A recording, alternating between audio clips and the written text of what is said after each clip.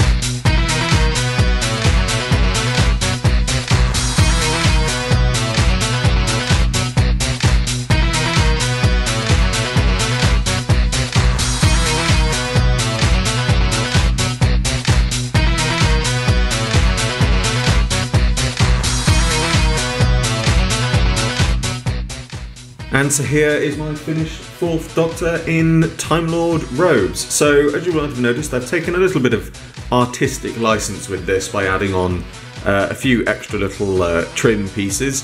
Obviously I've added on the trim around the skull cap.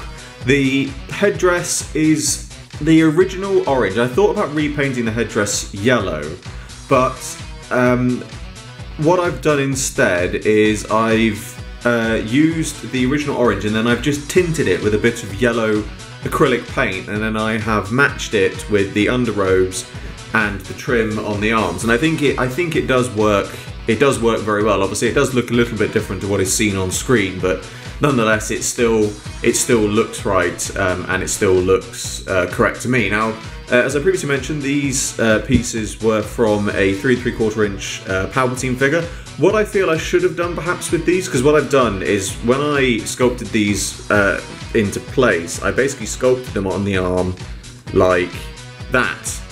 And I thought, oh, it'll be fine, bend, once I've bent the arm in, it'll be straight. And obviously, of course, it is not. So what I should have done is sculpt them on in at an angle, so when the arm, when his arms are straight, they do hang properly. But even so, even though they don't hang properly, it still looks good. And again, just adding that little bit of extra trim on the inside just adds a little bit more to the figure and adds onto it. Now, the other thing that people will notice, if I can bring it a bit closer to the camera, is I have gone for, is the camera going to track in? Yes, I have.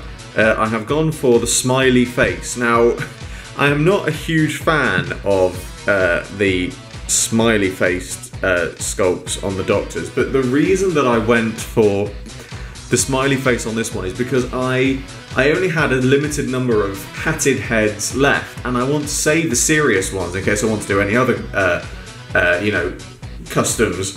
But I thought the smiling one fitted well for this custom because obviously, as we know in the episode, he's quote, borrowed, unquote, these clothes. and he is rather sneaking into somewhere he shouldn't be. So I thought the mischievous grin rather fitted this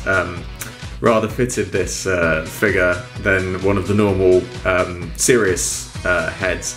And so, but it's nice to have a use for the smiling head, because I normally wouldn't have a use for them otherwise. So again, it's something that on any other custom I probably wouldn't have put a smiling head, but on this one I think it very much suits. It very much suits the figure, certainly. Back-wise, obviously there's nothing really changed. It's just the simple robes. Now, obviously his robes as well in the episode have a slightly yellow tint to them, but it seems that is a kind of not fluorescent, but it's basically the fabric is obviously got a kind of sheen to it that looks different colours in different lights. But overall, looking at pictures and things like that, it seemed that the brown robes seemed to fit better, and it meant by having the darker main part of the robes, it meant the lining and the underrobes and the headdress bit stood out a bit more. So I actually think the brown robes looks a lot better, and also the brown robes fits in nicely with my other customs, because I've already got 2 normal Time Lords, one in orange robes, one in red. I've then got my my Cloister Wraith slider custom, and obviously my Rassilon Supremacy of the Cybermen custom. So it's nice to have this one in that's again just another little different colour, and just, you know, something nice across the range of Time Lord customs I have. But that is my 4th Doctor in his Time Lord robes from the Deadly Assassin, and that is the last in the 4th Doctor's Live from the Workshops. But I will be forgoing a Live from the Workshop next week to do a final retrospect of making all of the customs in this series, which I will be doing next Saturday. So it will be called Live from the Workshop. There won't actually be any workshop stuff in it, but it will be going over making all of the customs in this series, and just seeing out of all of them which one I think is the best, or just whichever is my favourite, which I think is easiest for people to do, etc. I have to plan out the video yet, but that is my 4th Doctor in his Time Lord robes. As always, I hope you enjoyed this video. Like, favourite, subscribe, share, it really helps me out a lot, and be sure to check out the description below for a link to my Patreon. There is an exclusive webcomic and rewards to people who support it, and the funding generated by my Patreon helps me fund future videos. I salute you all, and I will see you with another video very soon.